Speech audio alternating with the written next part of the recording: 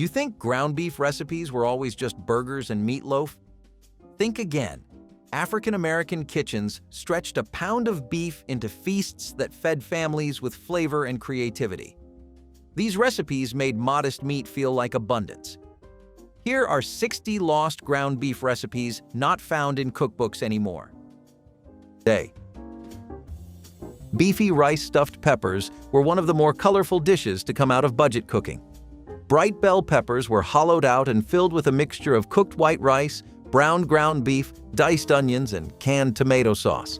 Everything got packed tight and placed upright in a baking dish, then simmered slowly in tomato broth until the peppers turned soft and sweet. It was a one-pan miracle that looked fancier than it actually was. Before wild rice and quinoa became household staples, plain white rice was the backbone of most dinner tables. It made the meat stretch farther and absorbed all the flavor. These stuffed peppers were part comfort, part presentation, and part good housekeeping. They made use of odds and ends from the fridge and felt like something you could serve to guests or just eat cold the next day. Sometimes they were topped with breadcrumbs or cheese. Sometimes they were plain. Either way, they filled the plate and the belly. You might not find them often now, but there was a time when they were everywhere. From potlucks to picnics, from lunch boxes to leftover nights, they were flavorful, practical, and proud of being a little bit extra. Ground beef and sweet potato fritters were the original fairground jackpot. Imagine rich, seasoned ground beef folded into a sweet potato batter, then fried up until the edges were crispy and golden. Every bite was this perfect balance of savory and sweet, crunchy and tender, like a county fair and your grandmother's kitchen teamed up for a once-in-a-lifetime collaboration. These fritters were cheap to make, easy to eat standing up, and good enough to make you chase the smell halfway across a dusty summer festival. It was the kind of food that made you forget about prize pigs and pie-eating contests for a minute and just stand there smiling like a fool. And if you think a fritter could stop you in your tracks, wait until you taste a skillet of beef simmered slow in a chokecherry reduction so rich and tangy it could turn a dusty prairie evening into something straight out of a storybook. Skillet beef. Ground beef coffee stew was something that really highlighted just how imaginative the Depression era really was. I mean, seriously, can you imagine people actually making use out of coffee grounds? It was a way for people to stretch simple ingredients as far as they could, even just to slightly make the beef taste a bit richer and better. This had a double effect, though. It would not just work as a seasoning, it would also work as a tenderizer. The same way wine and beer is used to really tenderize tough cuts of meat. In cowboy cooking, this was one of the most popular dishes you could ever make. Strong and black coffee would be poured into pot roasts and gravies. It was so good because you could pretty much just make whatever out of this on the road. You didn't even really need to have a concrete ground beef recipe you were following. You could just mash them into balls, put them into a pot, stir it with the coffee, and you'd be done. People would add molasses and tomatoes, but if you ever wanted to cook around a campfire and all you had was a can of ground beef and some coffee, then this is the ideal dish to go for. The tamale is a traditional Mexican dish that dates back to the days of the Aztecs. It is a dough made of masa that is usually stuffed with sweet or savory fillings and then steamed or boiled in a corn husk. Imagine seasoned ground beef, corn, and cheese, all baked under a blanket of cornbread or mesa dough. The early tamale pie was a simple dish made with beef in a chili sauce that was sandwiched between 2 layers of cornmeal mush. However, as this dish entered the mid-century with its more is better mentality, other meats could be used as well as other ingredients added such as corn, olives, green peppers, or cheese. We don't know for sure who was the creative mind that brought to us this amazing dish, but we can probably assume that it was somebody, possibly from Texas, Mexico, or even California. The earliest recipe for tamale pie was in a 1908 newspaper where the recipe won the creator second prize in a contest. Early versions of the recipe could also be called tamale loaf. This was definitely a dish that originated in the Southwest. Tamale pie was a recipe that has been used during times of budgeting and conserving. It seems like the recipe gained national attention when it was touted as a great way for meat conservation during World War I. Again, the meal was given props in the 1930s for being cheap, which was a concern during the Great Depression. Old casserole was one of those meals that made dinner feel fun, even when it was just a regular Tuesday. Moms across America loved this dish in the 1950s and 1960s because it combined two unbeatable dinner champions, potatoes and ground beef, into something playful, presentable, and most importantly, practical. You started by shredding potatoes, usually by hand, and seasoning them with salt, pepper, and maybe a little egg to help them hold together. Then you packed those shredded spuds into muffin tins or small ramekins, pressing the centers down to form little nests. After a quick bake, those nests crisped up around the edges and stayed soft inside. That was when the real fun began. Into each one went a scoop of ground beef, browned with onions, and seasoned to your liking.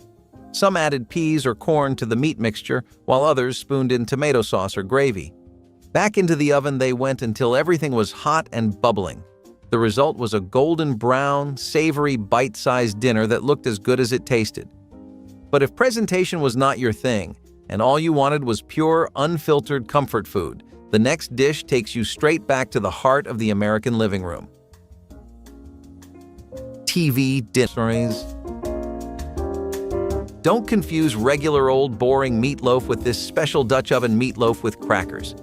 No, don't get your wires crossed. It's definitely different. Back in the day, Grandma really knew how to jazz things up and make this classic into something unexpected, just by adding some crackers. When crackers are added to the mix, they become like little sponges full of flavor, absorbing juices and adding to the texture of the dish. But this still doesn't really make it that different from the regular meatloaf. So where does the difference lie? Well, it lies in the Dutch oven baking. This oven, or pot as some might say, locks in flavor and moisture like nothing you've ever seen before. The result? A tender, savory meatloaf with a perfectly crisp outer layer. And Grandma knew how to serve it right, with a thick layer of ketchup glaze on top. Because sometimes, more is more. Plus, when you add a side of mashed potatoes, it'll be like you're biting into nostalgia. Back in the Great Depression, meatloaf was a go-to because it stretched a small amount of beef into a meal for the whole family. And crackers were cheaper than breadcrumbs, and we all know Grandma knows how to save some bucks. Campfire ground beef and roasted pumpkin stew was proof that simple ingredients could make meals fit for kings, or at least tired farmers at the end of a long day. Chunks of roasted pumpkin, sweet and caramelized around the edges, were simmered slow with seasoned ground beef, a splash of broth, and whatever herbs were growing out back. The pumpkin melted just enough to thicken the stew without turning it to mush, giving every bite a natural sweetness that played perfectly against the savory beef. Ladled into big bowls and eaten with hunks of bread or thick corn cakes, it was a harvest meal through and through. The best part was how it changed depending on what you had. Sometimes wild herbs, sometimes a handful of dried berries thrown in for a tangy surprise. It was all about using what the earth gave you and making something unforgettable with it. And if you think beef and pumpkin make a strong team, just wait until you taste smoky ground beef laced with the wild kiss of mint and juniper berries. Meat Jell-O, or more commonly known as aspic, is one of the best creations to ever come out of Western culinary history. In this entire list, we have a growing pattern of people mixing gelatinous textures alongside sweet and savory flavors, and this dish was arguably the ultimate culmination of that entire trend. So aspic was actually something that people usually associated with fine dining. It was also used to encase these fancy poached meats, which were sometimes imported, plus the thing just looked really fancy. Starts to make sense when you think about it. The early 20th century saw it turning into more of a generalized thing, though. The bizarre evolution of meat Jell-O was really defined by commercialized powdered gelatin and canned soups, which meant that home cooks now had all the tools they needed to make as many aspic-based wonders as they wanted. It's still pretty hot today, comparatively. Beef and noodle casserole. Ground beef, noodles, and a creamy sauce. all baked together until bubbly and golden. The preparation is pretty standard. Start by browning the beef with onions and garlic, then stirring in a sauce that is equal parts rich and comforting. Sour cream, cream of mushroom soup, or maybe a little cheese could go a long way here. Then the noodles come into play, perfectly cooked and ready to soak up all that creamy goodness. Topped with a crunchy breadcrumb or cheese layer, this casserole came out of the oven with a golden crust that was impossible to resist. This type of casserole became wildly popular in the 1950s when prepackaged foods and canned soups made dinner prep easier. But prepackaged food at Grandma's? You would never catch her lacking like that. Never. Everything is homemade and made with lots and lots of love. And, let's not kid ourselves, those prepackaged casseroles can't even come close to the real deal. Aswa. Beef tamale pie. Bunless stuffed onion burgers were like something straight out of a low-carb fever dream, but in the 1970s they were downright trendy. Back then, people were starting to think more about their diets, less bread, more vegetables, that sort of thing, but they were not about to give up ground beef. So, someone had the brilliant idea to turn onions into edible burger buns. Here is how it went. You hollowed out a whole onion, filled the center with seasoned ground beef, sometimes mixed with breadcrumbs, cheese, or egg, then sealed it up and baked it in the oven until the onion softened and the beef cooked through. The outside got golden and sweet, the inside juicy and rich. Sometimes a little tomato sauce or barbecue glaze was poured over the top, making it look fancy enough for company, but still easy enough to make on a Wednesday night.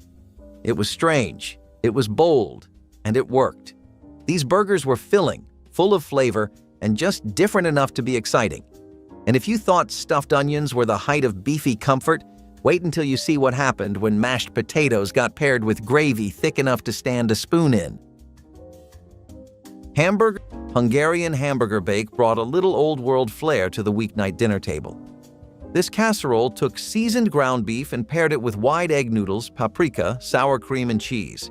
You would layer everything into a baking dish, then bake it until the noodles were tender and the sauce was bubbling and golden on top. It was creamy, smoky, and deeply satisfying. The paprika added warmth without being too spicy, and the sour cream gave it that signature tangy richness. It was not exactly authentic Hungarian cuisine, but it borrowed enough to make you feel like you were eating something a little exotic. The recipe was especially popular in Midwestern kitchens, where Eastern European immigrant traditions were still alive and well. It was the kind of dish that made you feel cultured without straying too far from your comfort zone. Most of the ingredients came from cans, boxes, or the fridge, nothing fancy or hard to find, and that was the whole point. Smothered ground. Beef and hominy was the kind of meal that did not just fill your plate, it filled your soul. Ground beef cooked slow and easy, seasoned with just enough spice to keep things interesting, and then tossed together with hominy so tender it almost melted in your mouth. If you have never had hominy before, just picture corn but bigger, puffier, and somehow even more satisfying. When the juices from the beef soaked into every kernel, you got a dish that was buttery, savory, and rich enough to carry you through an entire winter's night. Families back then knew that when you needed a dinner that would power you through long days and longer nights, this was it. It was not fancy food, but it was food that made you feel like you were winning at life, even when the cupboards were looking bare. Now, if you thought beef and hominy could turn a plain night into something unforgettable, get ready to bite into a dish that brought every powwow to life with a little bit of crunch and a whole lot of heart. Casseroles don't just end with peanut butter. Next on our list, we're going to be dealing with beef and grape casserole, which is an example of mid-century American cooking really leaving no stone unturned. It was a combination of flavors that was pretty unexpected. Most people think that this dish came out around the 1940s to the 1960s, and that makes sense. Fruit-based experimentation with your typical average Sunday meals was a lot more common. What was interesting was the influences for this dish. Swedish meatballs with lingonberries was another thing that was growing really popular as a recipe for home cooks, and a lot of Americans tried to come up with their own spin-offs of recipes like this. Typically, it had ground or cubed beef, and this was browned with onions. Then it would be combined with grape jelly or entire grapes, and a sauce would be made for the broth.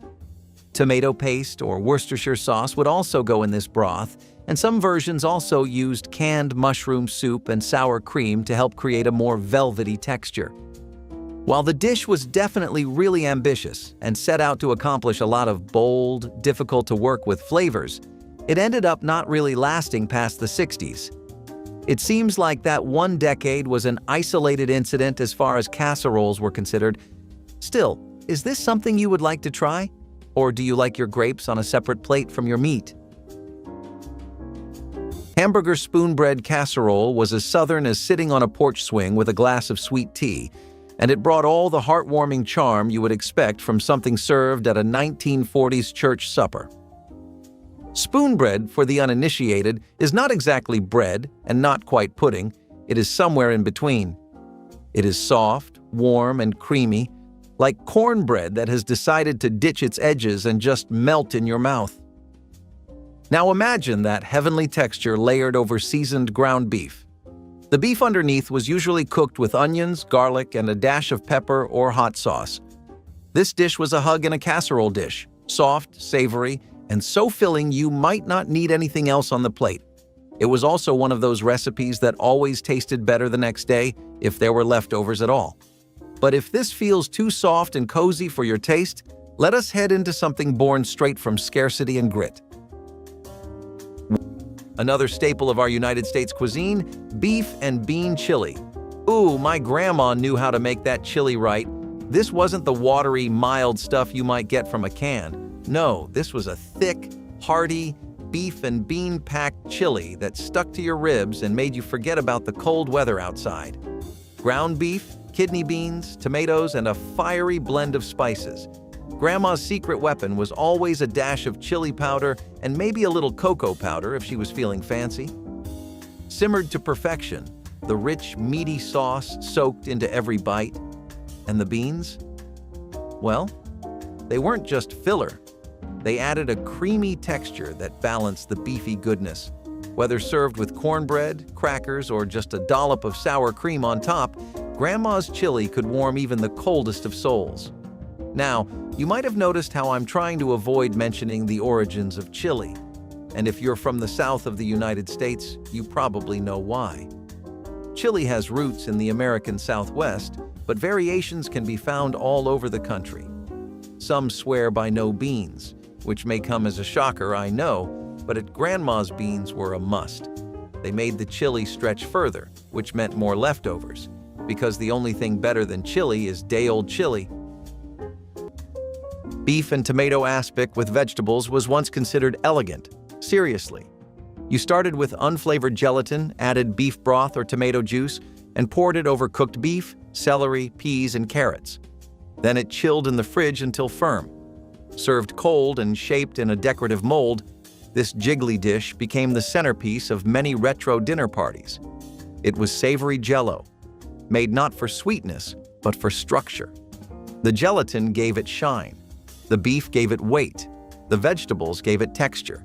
And the result was something you either liked or quietly skipped. Aspic ruled mid-century American cookbooks, especially for hosts wanting to impress. It was low-fat, high-protein, and oddly artistic.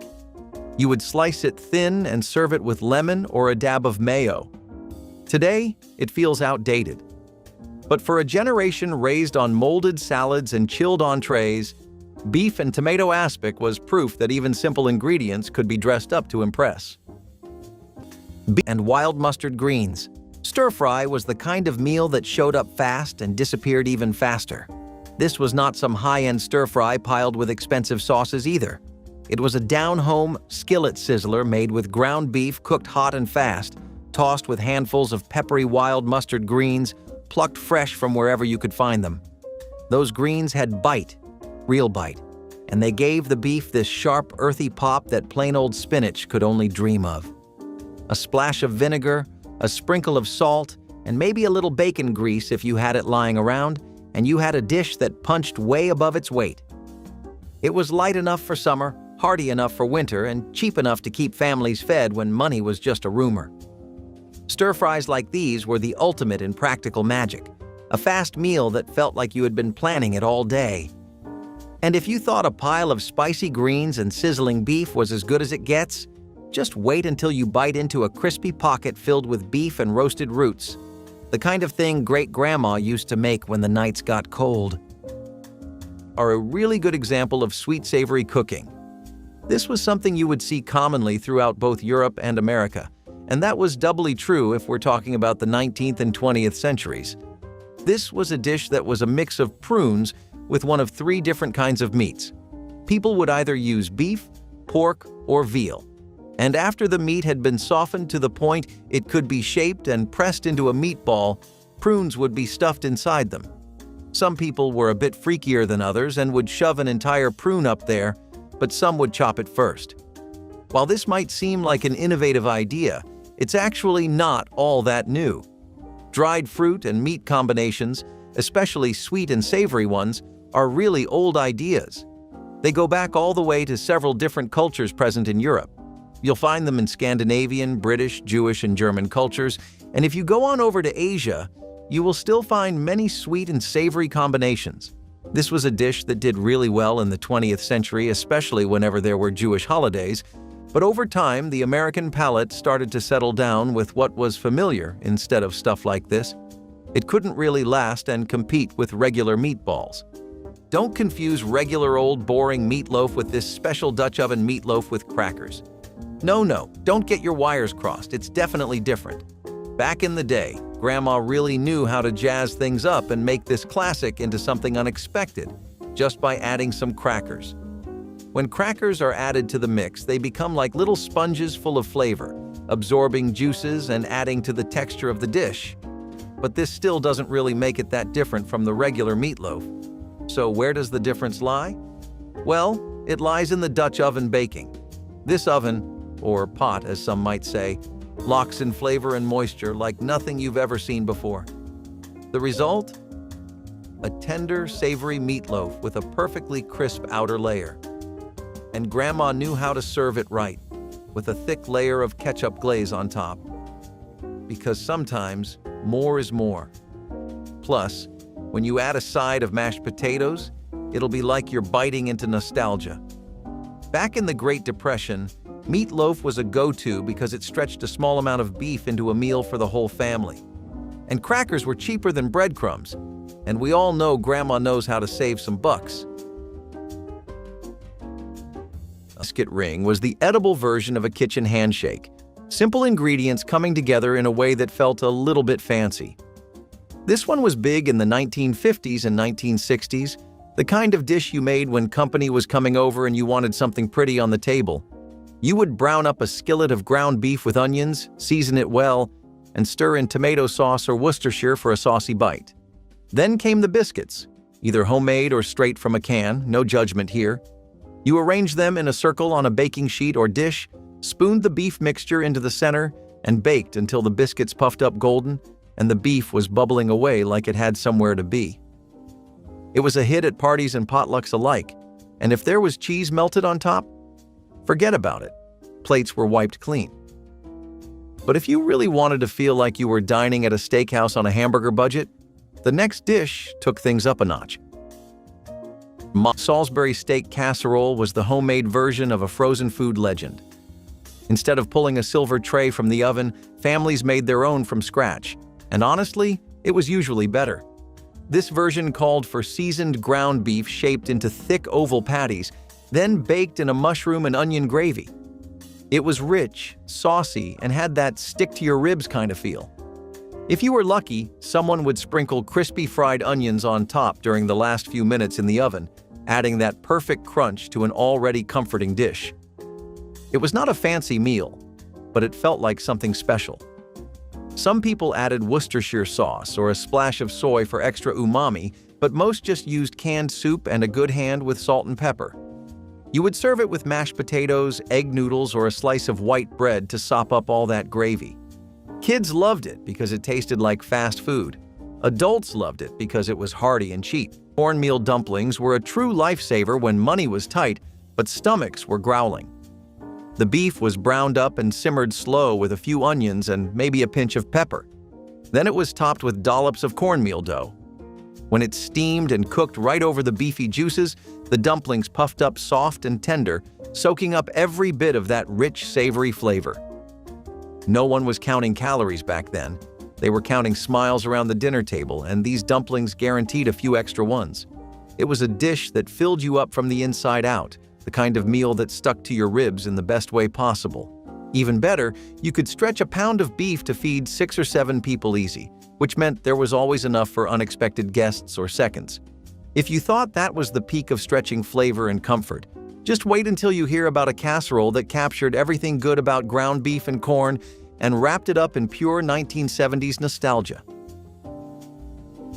Ground beef mayo loaf was a home cooking experiment that came out when mayonnaise started to become popular. I know that might seem like a shock to you because we've grown up exclusively in a world where mayonnaise and ketchup were like the only possible options for a sandwich off of the top of your head. But mayonnaise didn't always have that kind of top dog reputation. Meatloaves themselves have been around for many centuries, but the addition of mayonnaise to the mixture was something that came out in the 50s and 60s exclusively. It was promoted in community cookbooks too, and brands also wanted to highlight how good their mayonnaise was in different kinds of dishes, so they would pay for space in these cookbooks. Plus, mayonnaise is pretty dense calorically, so it fills you up. Now, a typical loaf looks like crushed crackers, eggs, Worcestershire sauce, and a lot of different seasonings, as well as a grated cheese and onion soup mix. They even had pickle relish thrown in there, and the loaf would have a mayonnaise glaze on top as well, mixed with mustard or barbecue sauce. Moving on to something that is American-made, Salisbury steak, seasoned ground beef patties, pan-seared to perfection, and then smothered in a rich onion-loaded gravy. What's not to like? I bet most of you haven't heard the backstory of Salisbury steak, so let me educate you. It is best known as a staple of TV dinners and bargain buffets.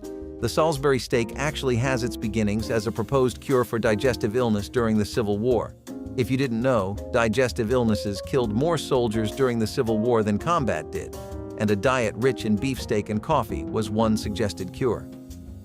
The inventor of the Salisbury steak, Dr. James Henry Salisbury, was an early pioneer of germ theory and of diet being a factor in health. While some of his ideas may be outdated today, his affection for beefsteak and his promotion of its positive effect on health have persisted.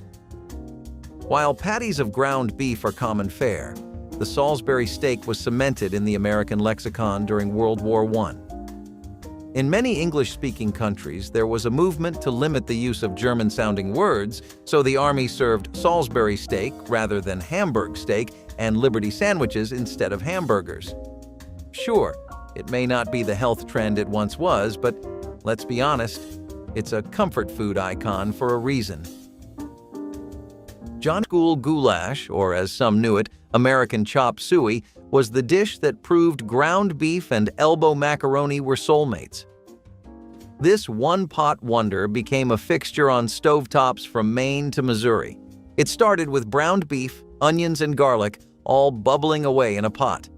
Then came the crushed tomatoes or tomato sauce, which turned the mix into a deep red stew.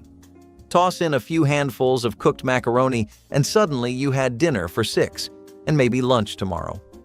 What made goulash so special was not just the taste, though that was plenty satisfying.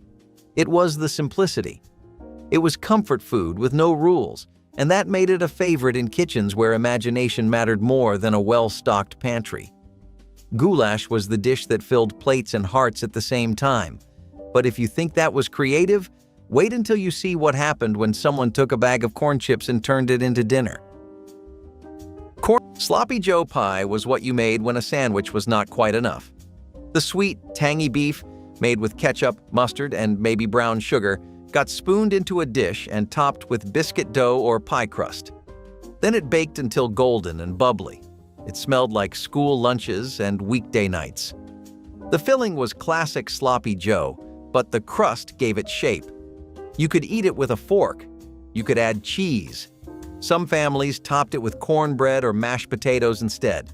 It was a recipe that adapted to whatever was in the kitchen. What never changed was how satisfying it felt. One pan, one meal, one good reason to sit down and eat. It was often made after a sandwich dinner when the meat outlasted the buns. Sloppy Joe pie made the most of what was left and still gave you something to look forward to. It was humble, but proud, made for people who did not ask for much, just something warm and maybe a little sweet. Beef and sage cornbread bake was the kind of Sunday special that made you race home from church just to get first dibs. Ground beef browned up with onions and a heavy hand of fresh sage was tucked under a thick, buttery layer of cornbread batter, then baked until everything was bubbling and golden. The sage gave the beef this deep, woodsy flavor that wrapped around the sweet cornbread like a warm hug. You would walk into the kitchen, and the smell alone would tell you that it was going to be a good day. Plates were heaped high, smothered with gravy if you had a little extra energy, or eaten straight out of the pan if you just could not wait. This was the kind of dish that felt like a full holiday dinner, even if it was just an ordinary Sunday. You knew you were doing something right when every last crumb got scraped up by someone pretending they were just being polite. And if you thought beef and sage were a heavenly match in the oven, just wait until you see how beef, sunflower seeds, and a cast iron skillet could team up for a dish so hearty it practically stood up and shook your hand. In the 1960s, there was a rising demand for all sorts of experimentative casserole recipes. One of those happened to beef and peanut butter casseroles, and before you exit the video, hear me out. Beef and peanut butter casserole is a fascinating example of how people can get really creative when the stakes are high. This is a dish that has its roots in Great Depression thrifting and ingenuity. If you think it sounds really unusual, you're right, but you're also probably only thinking about this from a flavor perspective instead of what it can do for your body. Most people realized that the protein potential of this was off the charts. It combined peanut butter, which was already carrying loads of the stuff with beef, and it was a meal that could be stretched out to feed an entire family. Plus, despite how we regularly associate peanut butter with sweeter confections, it's actually been something that's constantly thrown into savory recipes too. This was a casserole that emerged all the way in the 1930s or 1940s, but peaked in the 60s. And this was because it was only in those early decades that peanut butter even began to be commonly available in most people's homes. It's got a lot in common with some Thai peanut beef dishes too. Stuffed prune meatballs. Now, another dish that originated from Europe, stuffed kohlrabi. This traditional Hungarian dish features bulbs of kohlrabi stuffed with a flavorful pork and rice filling and served alongside a kohlrabi soup made with leftover scraps and greens. I know it doesn't sound very appealing, but if you're adventurous, it's worth a shot. But what is kohlrabi? Popular in Northern and Eastern Europe, kohlrabi is sometimes called a German turnip. Kohlrabi may look like an alien creature, but if you've never tried it, you're in for a treat. It has a texture similar to broccoli, but it's sweeter and not quite as smelly. Stuffed kohlrabi is a very traditional Hungarian dish, but there's no one single way to make it. Much like Italians and their marinara, every family will have their own different version of it, with different meats. Some feature beef instead of pork, or a mix of the two, as well as many different stuffings and seasonings. But this one is particularly unique in that it uses all vegetables, including greens. It makes its own side dish by pureeing the greens and leftover pulp from the hollowed-out bulbs into a gorgeously green, flavorful soup. Brilliant, right? Imagine a cake recipe that makes its own frosting or something. That would be sick, am I right? Or am I right? Kohlrabi has a mild, slightly sweet flavor, kind of like a cross between a cabbage and a turnip. Once stuffed, these little guys were baked until tender, with the beefy filling bubbling away inside. If your grandma was making kohlrabi, just know that she was way ahead of her time, since it can perfectly fit into today's low-carb keto lifestyle. Shepherd's full beef bake was a casserole that felt like a luau in your oven. It came straight out of the 1960s, when tiki culture had Americans decking out their living rooms with bamboo furniture and sipping drinks with paper umbrellas. In that same spirit, someone decided to toss ground beef into the mix, and the result was surprisingly delicious. You would brown the beef, stir in soy sauce, onions, and bell peppers, then layer it into a casserole dish with pineapple chunks, usually canned, syrup and all. The pineapple gave it a tropical tang that cut through the richness of the beef, while the soy sauce and aromatics grounded it in something warm and familiar. It was quirky, no doubt, but it had personality. It stood out on a table full of casseroles, and for a while, it was the kind of dish that brought smiles, and maybe a hula dance or two. But if you think pineapple was a bold move, wait until ground beef went from casserole filler to party centerpiece. Ground beef called porcupine meatballs because they looked exactly like that. Tiny ground beef meatballs with stiff little spikes of rice sticking out. Uncooked rice mixed right into the meat would expand while simmering in tomato sauce, giving it a look that was part dinner and part art project. You could find these in old spiral-bound cookbooks with a plastic comb spine, and maybe some notes written in pen along the edges. These meatballs were not about elegance, they were about getting a meal to stretch. The rice helped the beef go farther, the sauce gave it moisture, and kids thought it was fun to look at. Most of the time, the sauce was just canned tomato soup mixed with a little bit of onion or seasoning. No fancy herbs, no Parmesan cheese, just whatever you had. In homes where meat had to be portioned out carefully, porcupine meatballs were a bit of a magic trick. This red beef sliders were the secret weapon at backyard parties before sliders even became a restaurant thing. Imagine little puffs of fresh fry bread, split in half, stacked high with juicy ground beef, seasoned with a wild mix of herbs and just enough kick to make you take notice. These were not your fancy brioche bun sliders either. They had a rustic, crispy bite that somehow made the beef taste even beefier. Toss on a dollop of smoky sauce or a handful of pickled onions if you were feeling fancy, but honestly, nothing beat the classic. Beef, fry bread, and maybe a thin slice of tomato if it was growing in the garden. It was the kind of food that got you running back to the table before the adults could claim the last one. You might think nothing could top biting into one of those crispy, steamy little bundles, but the next dish might just prove otherwise. Reservations. It's incredibly practical, it's very economical, and it comes out of a time where those two things were all that people wanted in their food. It's something we can thank the Depression and wartime periods for. It was back then that families were stretching things and making nutrient-dense treats out of literally whatever they could find, barter or grow. The dish was something that took some American classics and put them together very nicely. You had mashed potatoes, ground beef, which was usually pork or beef, but even bologna would do, and then you had sugar. Sometimes people would spare a bit of flour so that this could be binded properly. Now most people would also prefer their candy to be like a typical toffee, but times were tough. The idea behind the candy was more practical than it was fun anyway. This time people thought that they would make a calorically dense dish that would be easy to carry around in their pockets and bags instead of needing separate storage. It would also be high in energy, so it would be like an instant pick-me-up. In that regard, I think they did pretty great. Would you use it the same way at work? Bologna burger bakes were actually taco pie or Frito pie is a popular dish in the Midwestern, Southeastern, and Southwestern United States. Ground beef seasoned with taco spices, a crispy tortilla or crescent roll crust, melty cheese, and layers of refried beans or salsa. It's like all of the best parts of a taco, turned into a pie. The oldest known recipe using Frito's brand corn chips with chili was published in Texas in 1949. The recipe may have been invented by Daisy Doolin, the mother of Frito Company founder Charles Elmer Doolin, and the first person to use Fritos as an ingredient in cooking. And here's a little fun fact for you.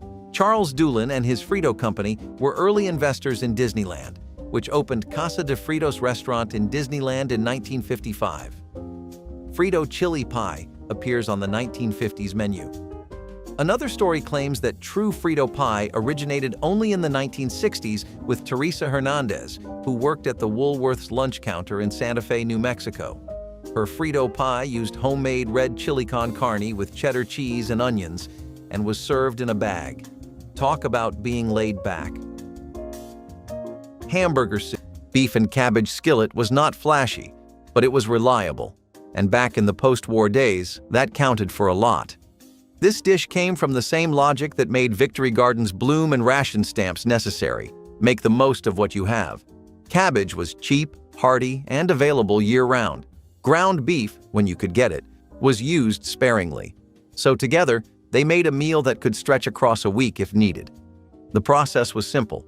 Brown the beef, toss in shredded or chopped cabbage, season with whatever you had, salt, pepper, vinegar, maybe a splash of soy sauce or tomato paste if you were lucky. The cabbage softened into ribbons, soaking up every bit of beefy flavor while adding its own earthy goodness. You ate it straight from the skillet, hot and steaming, with maybe a hunk of bread on the side. It was survival food that did not taste like sacrifice. And if that sounds hearty enough, just wait until we take this same idea to the great outdoors with foil, fire, and a little campfire nostalgia. Beef and apple casserole sounds strange until you try it.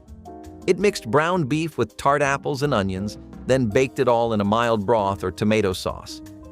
The apples softened, turned sweet, and played off the savory beef in a way that felt surprising and familiar.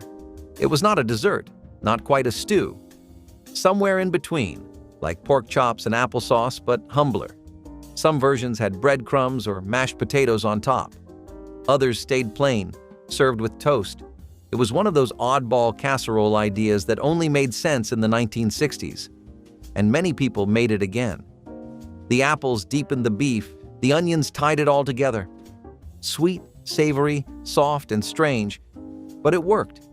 And for the people who made it back then, the taste never really left. Creamed beef in a potato nest heirloom. Bean chili was not just a dinner, it was a memory in a bowl. Picture a heavy pot hanging over a campfire filled with ground beef simmering alongside a rainbow of heirloom beans. Pinto beans, black beans, cranberry beans, all the ones your grandmother insisted were better than anything from a can. The beef gave it depth, the beans gave it body, and a handful of crushed wild herbs gave it a smoky aroma that floated through the night air. It was not the tongue-searing chili you find at competitions today either. This was smooth, mellow, and rich, made to be eaten with big hunks of bread or scooped right out of the pot with a wooden spoon. After a long day of work or a night under the stars, nothing tasted better. If you were lucky, there was always a second pot heating up for breakfast too, because good chili was not something you left behind. Now, if you thought a pot of campfire chili could make a night unforgettable, just wait until you see how a little cedar smoke could turn plain beef into backyard magic. Traditional beef-stuffed donuts are a really bizarre thing to think about. They actually have been a part of tradition for so long. What tradition, you might ask? Well, savory fried dough dishes have been pretty consistently popular across America, believe it or not. Just look at all the meat pies we have. Unlike today's sweet donuts topped with chocolate frosting and red velvet, though, these were a popular way to make some portable food that also filled you up. Different versions of meat-filled fried donuts looked like beef mixed with onions and garlic, or gravy, or even cheese on the inside. So why did something so good disappear? Well, it's just hard to keep up with all the different things the world had to offer. Pre-packaged donuts, frozen ones, ready-made baked goods, all of it meant that people were far less interested in doing basic home baking the usual. Nowadays even, if someone does want to get cooking, they usually think about something that can at least get a couple of views. A beef skillet might sound like something dreamed up at a county fair food stand, but back in the 1960s, it was a weeknight marvel. You took a skillet, browned up a pound of ground beef with onions, added a healthy squeeze of ketchup, and then, here's the twist, poured in a splash of Coca-Cola. That was the secret sauce. The soda added a surprising depth, a sticky sweetness that balanced the tang of the ketchup and rounded out the beefy base. It cooked down into something thick and glossy, like a glaze that made every bite feel more indulgent than it had any right to be.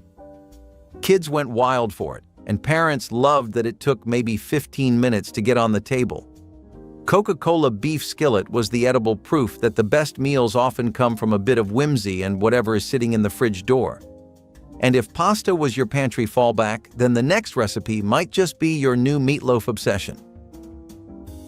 Beef macaroni loaf. Cabbage and beef layer bake was what happened when stuffed cabbage rolls felt like too much effort. Instead of rolling individual leaves, you just chopped the cabbage, browned the beef, and layered everything like a lazy lasagna. Then you poured over tomato sauce and baked it until the whole thing melted into itself. It was tangy, savory, and just the right amount of messy. The breadcrumbs on top gave it crunch, while the cabbage softened underneath like a blanket. This was old country cooking, without the fuss. You could stretch 1 pound of ground beef with half a head of cabbage and still feed 6 people. No special tools, no exotic spices, just tomato, meat, cabbage, and thyme. This bake was especially popular in towns with strong Polish or Russian immigrant roots. It showed up at potlucks, family gatherings, and Tuesday night dinners that needed to be warm and reliable. Sometimes it had rice mixed in, sometimes it had cheese. Either way, it filled the house with a smell that felt like home. You did not need to plate it pretty, just scoop it, serve it, and eat. Nostalgic beef and sweet corn fry casserole was the dish that looked like a mess but tasted like a memory. Imagine browned ground beef bubbling under a thick layer of golden sweet corn kernels, all tied together with a few shakes of salt and pepper and a little bit of cream if you had it.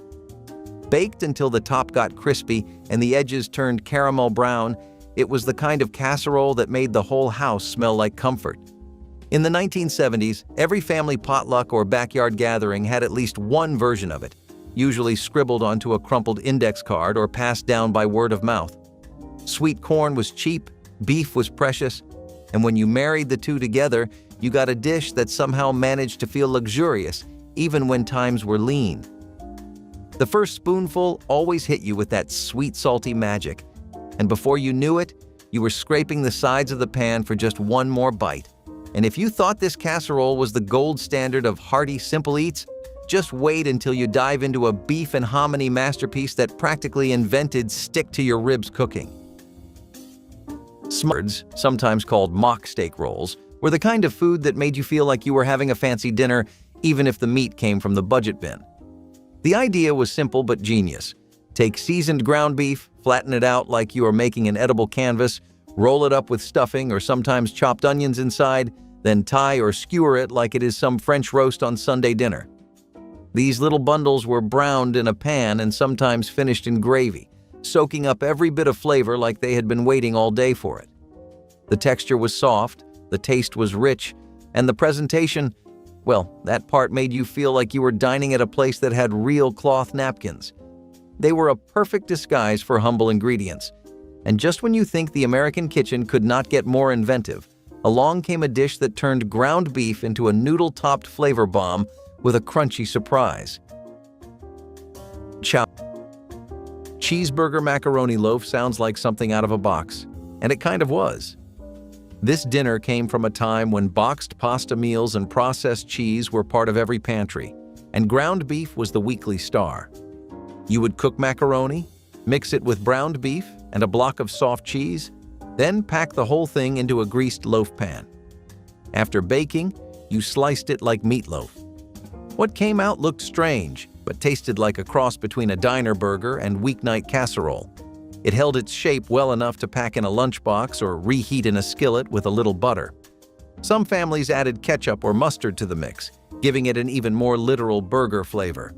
Others tossed in pickles or onions for texture. It was easy, filling, and did not require much more than a pot, a pan, and a little patience. Cheeseburger macaroni loaf was one of those meals that tasted better than it had any right to. It was not elegant, it was not even normal, but in the era of efficiency and post-war pride, it was exactly what a busy household needed. A whole loaf of dinner made to slice and share. Reservation-style beef jerky chili was one of those dishes that proved you could teach an old dog new tricks, or at least make an old recipe sing a whole new song. Instead of fresh beef, cooks would start with homemade beef jerky, the tough, dried strips getting rehydrated slowly in a bubbling pot of tomatoes, beans, and roasted peppers. The jerky gave the chili a smoky, chewy backbone that regular ground beef just could not match. A big cast-iron pot of jerky chili could feed a whole crew and then some, and there was never a spoon left clean afterward. If you think that sounds like the ultimate use for a handful of old jerky, just wait until you hear about the roasted maize enchiladas that made even the most ordinary dinner feel like a lost celebration worth remembering. Ground beef and roast apples are a very forgotten dish. They're actually one with an incredible amount of history, though. I know you've heard of baked apples stuffed with prunes or raisins or coated in honey and all that stuff, but meat is definitely uncharted territory for us. Back in the medieval times, it was still a lot more common. It was a combination of fruit and meat, which people typically thought of as a luxury. Of course, it was a dish that was hard to make and took a decent amount of skill. It really wasn't easy to hollow out so many apples and serve them up on a platter, and you had to be meticulously precise about the filling because you didn't want to puncture the apples and ruin the presentation. Then there was all the spices, so this dish was definitely labor-intensive, but man, was it a labor of love. This was something that people used to go crazy over in the autumn season, and it was something that was always very beloved and well-received in places with a high density of apple orchards. Even as culinary trends began to shift, it still remained a regional favorite in places where apples had always been a prized part of the cuisine. Cornbread. Tamale pie was a hug from the Southwest, baked golden brown in a casserole dish. This one dated all the way back to the 1940s, when resourcefulness met regional flavor. Ground beef was the heart of it, cooked down with onions, garlic, and sometimes diced green chilies or sweet corn. Tomato paste or enchilada sauce brought the whole mixture together into something tangy, rich, and unmistakably bold. But the real showstopper was the topping, a thick layer of cornbread batter poured over the beef and baked until it puffed up like a golden crown. It was budget-friendly, filling, and packed enough punch to wake up even the sleepiest of taste buds. Families across the American Southwest and far beyond served it up with a dollop of sour cream and maybe a little salsa on the side. But if you are someone who loves the flavor of stuffed peppers but hates all the prep, the next dish was a skillet solution that changed the game. Stuff alone made kids raise their eyebrows, but once they tasted it, they stopped asking. Upside-down beef casserole was ground beef and vegetables poured into a dish, topped with biscuit dough and baked until golden. Then came the fun part. You flipped it. Or at least tried to. Sometimes it held together, sometimes it did not. But the flavors were always there. The beef had onion, salt, maybe garlic powder if you had it. The vegetables were canned corn, peas, carrots, whatever needed using. The biscuit crust crisped on top and soaked up flavor underneath. It was a hot, messy miracle. This came from a time when housewives were told to make dinner an experience, and this counted. Flipping it added excitement when life had little of it. It was a clever way to turn old ingredients into something new. No rules. Leftovers? In they went. Cheese? Sprinkle it on. Dinner was supposed to be practical, but it could still surprise you. Shipwreck-style ground beef and wild onion tacos were the kind of everyday magic that kept folks smiling even when times were tight. Ground beef was stretched thin, seasoned with salt, pepper, and whatever wild onions could be foraged nearby. If you have never tasted wild onions, you are missing out. They hit somewhere between a chive and a spring onion, with this bold, peppery snap that made plain beef sing like a church choir. Wrapped up in soft tortillas or sometimes even more fry bread, they were simple, satisfying, and straight from the heart. This was not a meal that needed fancy cheese or salsa piled a mile high. It was pure, straight-talking flavor that left you licking your fingers and hoping there was just one more taco hiding somewhere on the plate. Now, if you think beef and onions are a match made in heaven, wait until you taste how a little bit of sage could turn a beef patty into something unforgettable. Sage-infused ground Spam. Beef hash is a budget-friendly dish that came out during the times where people had literally nothing to work with. The name of the game was stretching whatever bits and pieces of meat you had for as long as you possibly could. This happened to just be the best tool available for doing that, and man, it was seriously efficient. Hash itself was just a chopped and fried mixture of different kinds of meat scraps, potatoes, and onions. It actually goes back several centuries, and the addition of Spam and beef together was something that was a World War II innovation. Spam was something that became a household staple mostly due to the shelf life it had and the incredible amount of affordability. It was something you could also mix in with other kinds of meats to make these hybrid dishes. I'm not talking about meat bits, but actual cuts of meat. Most Spam beef hash recipes had very staple ingredients that everyone was used to, but it was the convenience of having everything packed like that in such a neat little format. Nowadays, Spam's actually making a return thanks to how expensive food in general has become. Zucchini boats. Now I know summer just passed, and finding those zucchinis might become a challenge, but if you do find them, you must make this dish. Technically, zucchini is a fruit because it develops from the flower of the plant, but most recipes treat it as a vegetable. Thanks to its mild flavor, zucchini is extremely versatile and can be used in savory and sweet recipes alike. Many zucchini recipes are Italian in origin, likely because zucchini originated in Italy in the 1800s and was introduced to the United States by Italian immigrants about 100 years later. This recipe for stuffed zucchini boats is no exception, as it features marinara sauce, mozzarella, and store-bought Italian seasoning, which is a blend of oregano, basil, garlic, onion, marjoram, and rosemary. These little boats were loaded with ground beef, onions, garlic, and sometimes a little rice, all topped with cheese or breadcrumbs and baked until bubbly and golden. The best part? You could eat the boat. No plates are required. Just scoop out the middle, fill it with seasoned beefy goodness, and you've got yourself a complete meal. It's packed with vitamins, and 1 cup of zucchini has only 33 calories, leaving plenty of room for all that cheesy goodness on top. So don't worry about the calories and dig in. Campfire foil packets were 1 part meal and 1 part memory. If you ever went to a summer scout camp or had a backyard cookout in the 1960s or 1970s, chances are you have made one of these. It started with a square of foil and a sense of adventure.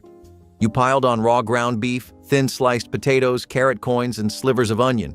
A little salt, a little pepper, maybe some garlic powder or ketchup if you were living fancy. Then you folded it all up, sealed it tight, and tossed it into the coals, or the oven if you were indoors.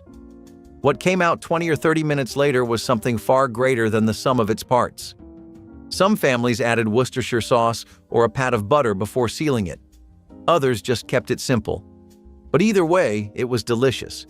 It was also fun. There was something magical about unwrapping your own little packet and digging in with a fork. But if you wanted your beef with a bit more spice and southern flair, the next dish brought jambalaya right into casserole territory. It was not something you would ever find in a restaurant, but every church cookbook in the country had a version. Cowboy pie was rough and hearty. Ground beef, baked beans, and a biscuit topping that crisped up in the oven just enough to hold everything together. There were no cowboys involved, but it felt like something a hungry ranch hand would love. It was warm, it was messy, and it filled you right up. The base was usually ground beef cooked down with onions and sometimes a little barbecue sauce or ketchup, then a layer of baked beans, canned of course, and a topping of drop biscuits or biscuit dough from a box. When it came out of the oven, it was golden and bubbling and maybe a little lopsided. No one cared. It was dependable. You served it with a spoon straight from the pan and hoped there was enough left for seconds. The kind you made when the pantry was running low but dinner still had to happen. And somehow, it always hit the spot. When it comes to the kind of food that could bring a whole community together, nothing beats a powwow taco skillet. Picture this: golden fry bread sizzling in a cast iron skillet, layered with spiced ground beef, beans, and a sprinkle of sharp cheddar. It is hearty, it is filling, and it is the kind of thing you could smell from half a mile away at a summer fairground. The best part was how everyone had their own little twist. Some would add green chilies, others would pile on diced tomatoes and shredded lettuce. No matter how you stacked it, it was one of those meals where you needed both hands and a whole lot of napkins. It was a festival favorite that always found its way back to the dinner table at home, whether or not there was a real powwow happening. Trust me, once you tried it, no ordinary taco could ever compete. But if you thought the skillet was the ultimate party trick, wait until you see what folks were flipping onto backyard grills during family gatherings. Beefy bread pudding was supposed to be a savory spin on a traditional bread pudding. You know, throw in some imagination and fun in there for the sake of it. It originated as a way to actually get rid of stale bread. You'll notice that throughout this list, people found a lot of uses for stale bread. Now, we would probably just throw it out, but most people thought that there was no need to waste something that could still be made into a decent dish. In the early 20th century in America, beefy bread pudding started to evolve into a casserole-style dish because that was just a far more convenient way of making it.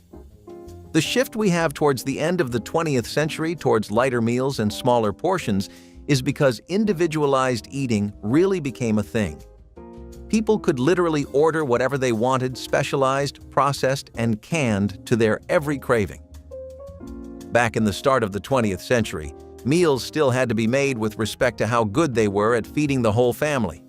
Beefy bread pudding happened to be pretty damn good at doing that, especially when it comes with mashed potatoes as a side or some gravy. Pie, the cozy blanket of food. This classic comfort food originated with the clever idea of layering leftover ground beef with mashed potatoes. Shepherd's pie is believed to have been invented in the early 1800s. During this time, housewives were struggling to find innovative ways to recycle the leftovers that their husbands and kids had turned up their noses at. Now, buckle up for a brief history lesson. The British and some of the Protestant Irish converts became the new rulers, while Irish Catholics who refused to convert became peasant farm workers living in humble homes referred to as cottages. Around 1589, Sir Walter Raleigh introduced potato farming to Ireland, and over time, potatoes gained acceptance in Ireland since they were not only delicious but also affordable for the poor. Towards the end of the 18th century, a new dish known as cottage pie came about. It is believed that it originated as a way for women to make use of the leftovers to avoid food wastage. After making the delicious weekend roast, all unused meat was carefully repurposed into a pie using affordable potatoes as a crust. Shepherd's pie became one of the best ways to deal with leftover meat. As an added bonus, it was, and still is, extremely delicious. The main hot dish was a Midwestern potluck legend. It walked into the room carrying the scent of soy sauce and sizzling beef and left behind nothing but an empty casserole dish and a few requests for the recipe. Born sometime between post-war optimism and the suburban casserole boom, this dish took inspiration from Chinese-American takeout and made it its own. Ground beef was browned with chopped onions and celery, then mixed with a savory sauce, usually soy sauce and a can of cream of mushroom soup. That combination might sound odd, but it made everything come together with a velvety, umami-heavy punch. But the real fun started when you dumped a whole can of crunchy chow mein noodles right on top before baking. But if that flavor combination sounds bold, buckle up, because the next dish on this forgotten road trip adds soda to the skillet and somehow makes it work. Spoon bread bake was a southern trick that turned two humble meals into one. You seasoned ground beef, poured cornbread batter over it, and baked it until it puffed and browned. The meat stayed juicy, the cornbread caught the drippings, and every bite was soft and satisfying.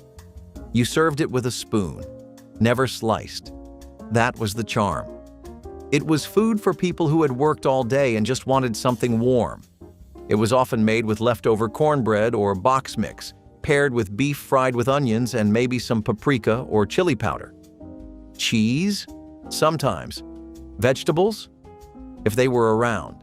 It depended on what was in the pantry and who was coming over. Spoon bread bake was loved in small towns where casseroles mattered, and feeding more people with less was a way of life. It might not look like much, but it was as filling as a second helping of love. Beef patties might sound like something you would find in a fancy restaurant today, but back then, it was just another stroke of pure homegrown genius. Sage was everywhere in the right parts of the country, and it did not cost a dime to pick some fresh sprigs. Mixed into ground beef with a little salt and a whole lot of care, the result was a smoky, savory patty that smelled so good cooking, you would swear it could make a grown man cry. Fried up in an old cast iron pan until the edges were crispy and the middle stayed juicy, these patties were tossed onto plates with a scoop of beans, maybe some fried potatoes if you were lucky. They were not just filling, they were soul-satisfying.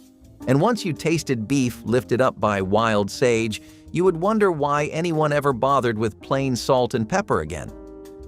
Speaking of dishes that hit you right in the comfort zone, the next one was a staple at tables that needed stretching a meal just a little bit farther. Ground beef and corn, or dreamed up by a chef. It came from necessity, flavor, and the magic of one-pan cooking. This dish was a lifesaver in kitchens during the 1960s and 1970s, especially when money was tight but taste still mattered. It started in a skillet, like most good things do. Ground beef hit the pan, followed by chopped onions and bell peppers. As everything sizzled and softened, in went the tomatoes, sometimes fresh, sometimes canned, and a scoop of cooked rice. Chili powder or a few dashes of hot sauce gave it a warm Tex-Mex flair without pushing into full-on heat. It was hearty, filling, and endlessly flexible. Some families added corn or black beans. No wonder it stayed in rotation for decades. But if Texas hash was the rebellious teen of ground beef meals, the next dish was pure whimsy, because what could possibly go wrong with meat and mashed potatoes shaped like a bird's nest? Potato nest. Cabbage rolls are one of those dishes that instantly make my heart melt. It reminds me of my childhood and weekends away at Grandma's, with the house reeking of cabbage, but nobody minded. Cabbage rolls are proof that Grandma could take a humble vegetable and turn it into something magical. Picture this: tender cabbage leaves wrapped around a savory filling of seasoned ground beef and rice. Once baked, the cabbage turned silky, and each bite was an explosion of comforting flavors. And the best part? Cabbage rolls were even better the next day. But this dish has its variations all around the world. Although the direct heritage of cabbage rolls cannot be certain, its lineage can be traced back to Jewish cooking, 2,000 years ago. Here are a few variations, and hopefully some of them will get you to try cabbage rolls, if you haven't already. In Bulgaria, it's called sarmi, made with veal, pork, chopped mint, sweet paprika, and yogurt. And in Russia, it's called golubtsi. The Russian version of cabbage rolls usually consists of cooked meatballs wrapped in cabbage leaves. Rice is commonly added to the stuffing as well, but stuffing the rolls with rice only is rare, generally served with sour cream. But whichever version of cabbage rolls you decide to try, you won't be sorry. Now, to trace back to the all-American dishes. Next up, Mexican haystack dinner was more of an event than a recipe. It started with a scoop of ground beef cooked in taco seasoning, then layered like a build-your-own buffet.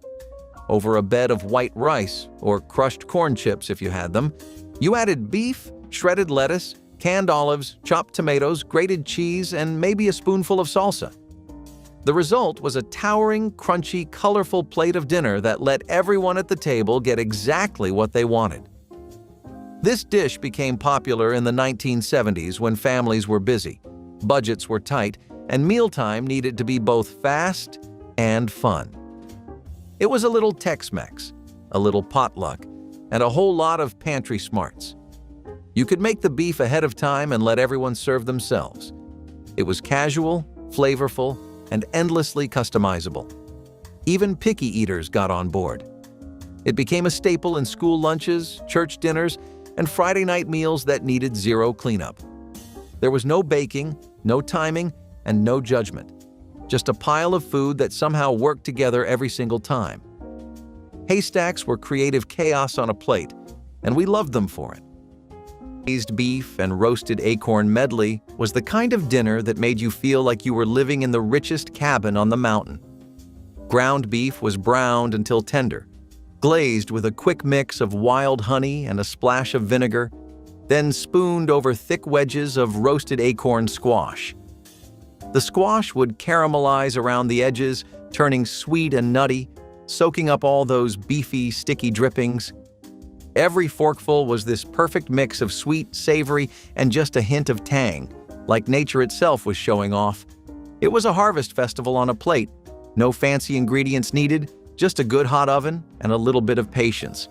And if you thought honey and squash could make magic happen, just wait until you hear how ground beef and dried apples got folded into fry bread pockets tough enough to survive the Dust Bowl, but sweet enough to taste like hope itself. Hamburger upside-down pie is really one that's for people who like to experiment with their food. It has a lot of practical thought put into it, But somebody clearly had a lot of fun making this. You take ground beef, and then you take the concept of a baked pie, and what do you get when you mix those two together?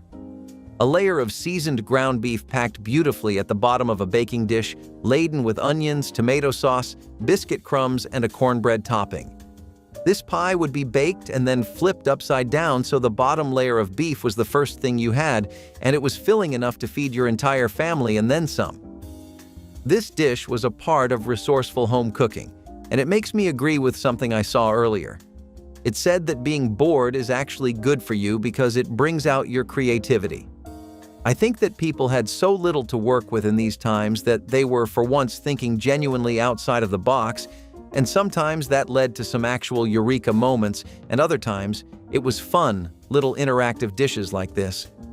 While it wasn't remembered much, it was still a pretty convenient meal that you could even freeze for later if you weren't feeling like eating it all in one go. Understandably, because this is a behemoth to take down on your own. If you're a fan of retro cooking, though, this is a good place to start. Those interesting beef and macaroni skillet. Now that's a one-pot wonder. The combination of ground beef, tender macaroni, and a tangy tomato sauce would be a hit with everyone at the table. The best part about macaroni skillet is that it only takes one pot to make, which leaves more time for desserts and less dishwashing. And who doesn't love that? This dish was basically Hamburger Helper before Hamburger Helper existed, but way better because it was homemade, or rather, grandma made.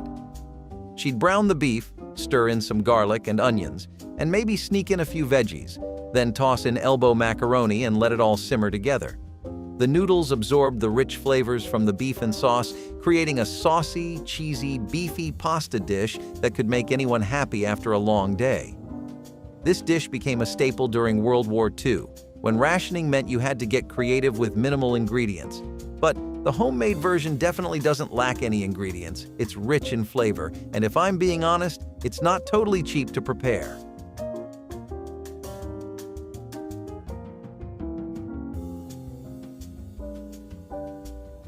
Steak was a stovetop classic that delivered comfort without complication. Now, it had nothing to do with Switzerland, and it was not really steak either, but none of that mattered once the fork hit the plate. This dish was pure 1950s ingenuity, turning ground beef into a dinner that felt fancier than it had any right to be. The beef was shaped into thick oval patties, then dredged lightly in flour and browned until the edges crisped. But the real magic happened when the tomato and onion gravy hit the pan. Sweet, savory, and slow-simmered, that sauce softened the patties until they practically melted. Some folks added a bit of garlic, a pinch of oregano, or even a splash of vinegar to give it extra depth. Served over mashed potatoes or wide egg noodles, it was the kind of meal that made you sigh after the first bite. And just when you thought ground beef had done everything it could for dinner, it decided to show up at the breakfast table and brought the eggs and cheese along for the ride. Egg stew looked like a mess, which was the idea. It was all layered into one pot: ground beef, potatoes, rice, canned soup, and maybe a few carrots. No stirring. Just stack it and let it simmer. The name came from how it looked, but the flavor was comforting. It was hearty, tangy, and always filling. This was survival food, emotional or otherwise. No fancy steps. The soup worked as sauce and seasoning. The starches made the beef stretch. It fed a whole family and left some for tomorrow. There was beauty in the chaos. Each family had their version, passed down in notes and memory. Some added beans, others swapped pasta for rice, but all of them made it work. Shipwreck stew meant one thing: making do. And maybe that is why it felt so good. It filled the plate, the belly, and sometimes the quiet. Hamburgers, crispy corn cakes. Stuffed with seasoned beef were one of those foods you could smell cooking before you even stepped into the event. Little golden discs sizzling in big iron skillets, stuffed to the brim with ground beef seasoned with paprika, onions, and a pinch of chili powder if you wanted to wake up your taste buds. The outside was crunchy and golden, the inside savory and juicy. It was a dance of textures that made you keep reaching for just one more. The trick was to keep the corn cakes thin enough that they crisped up, but thick enough to hold all that seasoned beef inside without falling apart. At powwows and fairs, you would see kids running around with one in each hand, faces smeared with beefy goodness, while the elders sat back and nodded approvingly. It was simple, it was satisfying, and it was the perfect food for big gatherings where nobody had time for forks and knives. And if you think crispy stuffed corn cakes sound irresistible, wait until you pull up a camp chair and hear about the kind of chili that made starry nights and crackling fires taste even better. Ground beef and savory beefcake is a lot lesser known, but its significance in history can't be understated. This is also one of the few items we have that actually dates back to the Victorian era. Back then, meat-based puddings were all the rage alongside sweat cakes. These were really dense cakes that were filled to the brim with protein. They had shredded beef, eggs, ground beef, and sweat or lard, and it made for a very dense, compact loaf, and some versions decided to take it up a few notches more. They would throw in warm spices, gravy, and mushroom stock, give this dish an earthy umami flavor with some sweet undertones. It was particularly beloved in rural households and working-class families simply because it was extremely hard to finish. Not because the dish tasted bad or anything, but it was just that filling. Savory beefcake declined by the 20th century because most people were starting to focus on lighter dishes, but for long journeys where you need something that really classic beef and potato casserole. Reminds me of a time when 40-step recipes from Instagram didn't exist, and it was all about simplicity and comfort. The layers of browned ground beef, golden potatoes, and a creamy sauce could warm even the coldest hearts. Topped with a generous amount of cheese, of course, because when you're at Grandma's, more cheese equals more love. Why was this dish suddenly forgotten? Maybe it's because all of the new recipes call for superfoods and gluten-free alternatives, which this casserole is definitely not. It's a classic, old-school ground beef dish. The magic of beef and potato casserole lies in its simplicity. It's basically just a few staple ingredients thrown together and baked until bubbly. No fuss. It's hearty and delicious. Plus, who doesn't love a meal where everything is combined into one pan? Less cleanup means more time in front of the TV watching your favorite 80s sitcom. Seconds are almost always guaranteed, so you could also say that this dish is perfect for meal stretches and it's budget-friendly.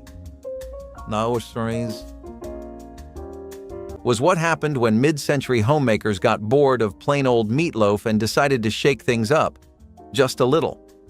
At first glance, it looked like the usual mix of ground beef, breadcrumbs, and seasoning. But inside, hiding like a delicious surprise, was elbow macaroni, cooked just shy of tender and folded right into the mix. Some versions even swapped out breadcrumbs entirely and used the pasta as the binder. Then came the tomato soup, poured in for moisture, color, and that unmistakable tangy sweet kick that Campbell's fans know all too well. The result was dense, hearty, and oddly elegant, like meatloaf had finally grown up and gotten a little flair. And because macaroni stretched the meat further, it was perfect for feeding bigger families on a budget. But for folks who wanted a more southern touch, the next dish took cornbread to places it had never gone before. Beef and barley bake was what happened when you wanted stew without the soup. You took ground beef, cooked it with onions, carrots, and sometimes celery, then stirred in pearl barley and baked the whole thing until thick, golden, and aromatic. It was a dish that felt old, like something from your grandmother's farmhouse kitchen. And maybe it was. Barley has been around longer than most grains, and during the 1960s and 1970s, it was one of those ingredients that made a quiet comeback thanks to its price and nutrition. This bake was earthy and dense, like a cross between stuffing and pot roast. You could season it with thyme or just keep it simple. It filled the house with the smell of comfort. It kept you full for hours, and it made even the cheapest cut of beef stretch a little farther. Sometimes you added a splash of tomato juice, sometimes just a pat of butter on top. It was a blank canvas, but a dependable one. You could make it ahead of time, freeze it, and reheat it without losing an ounce of flavor. It may not win beauty contests, but beef and barley bake always won dinner.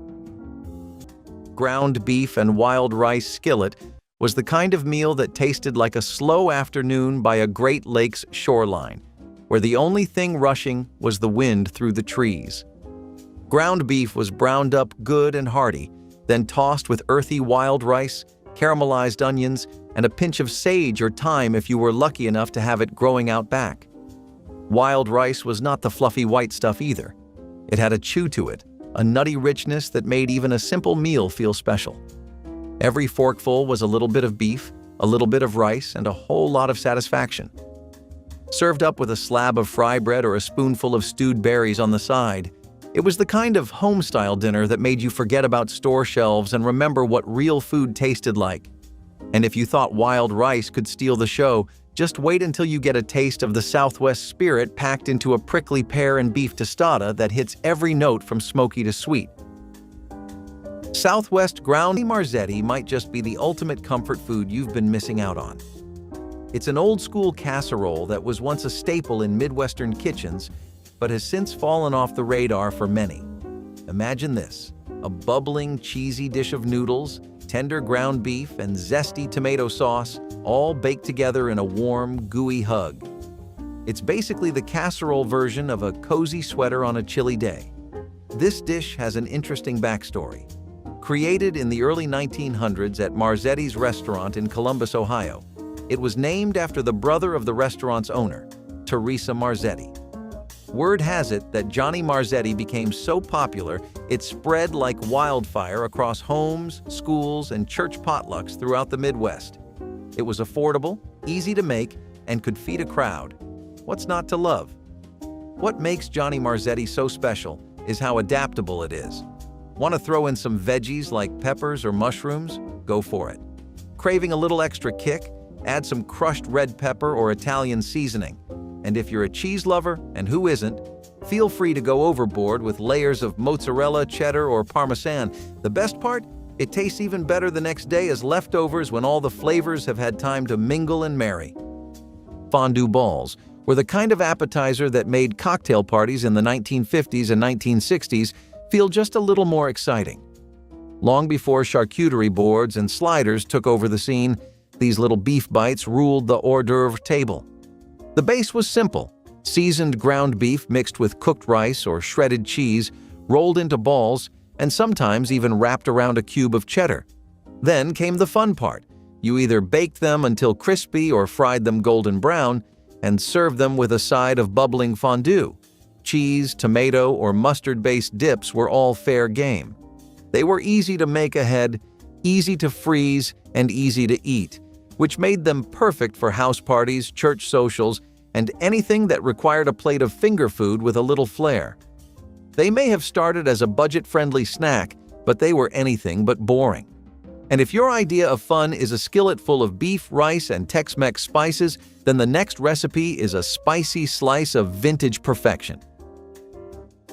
Texas hash was not born in a dime. Swiss steak with ground beef was not fooling anyone, but no one minded. The original called for a real steak pounded flat and simmered in tomato gravy. The ground beef version skipped all that and made a patty. You browned it in a skillet, poured canned tomatoes over it, added onions, and let it simmer. The result was part burger, part meatloaf. It was soft, it was salty, it was cheap and dependable. In homes where steak was not on the menu, this was how you pretended. People served it with mashed potatoes or egg noodles, maybe a slice of white bread for the gravy. A pound of ground beef could stretch far if you shaped it right. This recipe showed up in many cookbooks from the 1960s and 1970s. It had different names: mock steak, gravy patties, poor man's steak, but the idea stayed. Make something that felt like more than it was. The kind of dinner that said, "This will do," and really meant it. Smoky ground beef with wild mint and juniper berries might sound like something a fancy chef dreamed up, but long before it ever hit a white tablecloth, it was the food of survival and celebration.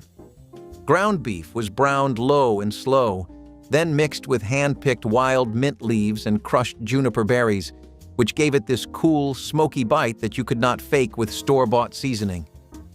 The beef soaked up the woodsy flavors until every bite was like eating a piece of the forest itself. It was a dish that stuck with you. The kind of taste that did not just fill your belly, but rooted itself deep into your memory. Sometimes it was served with a simple flatbread, sometimes spooned over roasted squash or wild rice if you were lucky. If you think mint and juniper could breathe that much new life into a skillet of beef, wait until you see how good old-fashioned flint corn turned a humble shepherd's pie into a feast you would swear was touched by magic. Fruit and meat casseroles have actually existed for the better part of a few centuries. They've blended sweet, savory flavors in a lot of different ways, and they were even considered luxurious at one point. In medieval Europe, you would often find people pairing fruit with meat. In Native American culture, you can find dishes like pemmican, which are incredible superfoods. In the 19th and 20th century, you can find all sorts of references to fruit and meat-based combinations in Southern and Midwestern American cooking. Pork and apples, ham and pineapple pizza, the list goes on and on. This dish was a casserole that a lot of people were divided about, though. The thing with these savory fruit and meat dishes is that how well they work changes depending on what the format is. The decline of fruit and meat casseroles in the 70s and after that was influenced by how people were shifting their tastes away from casseroles in general, especially out-of-the-box combinations like this.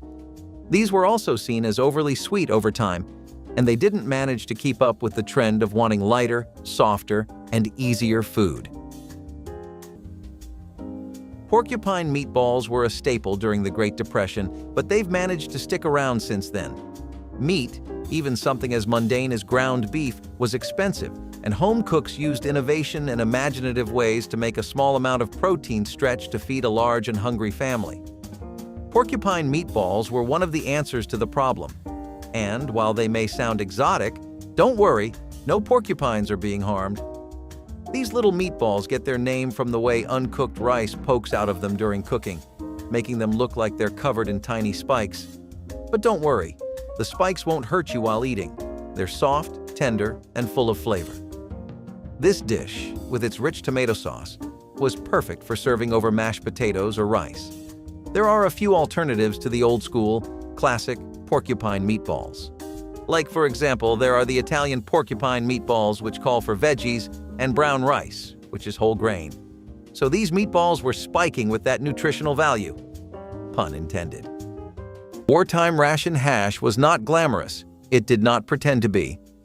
But in homes across America during the 1940s, it was dinner, and often a lifesaver. This dish was the ultimate answer to food rationing and meat shortages.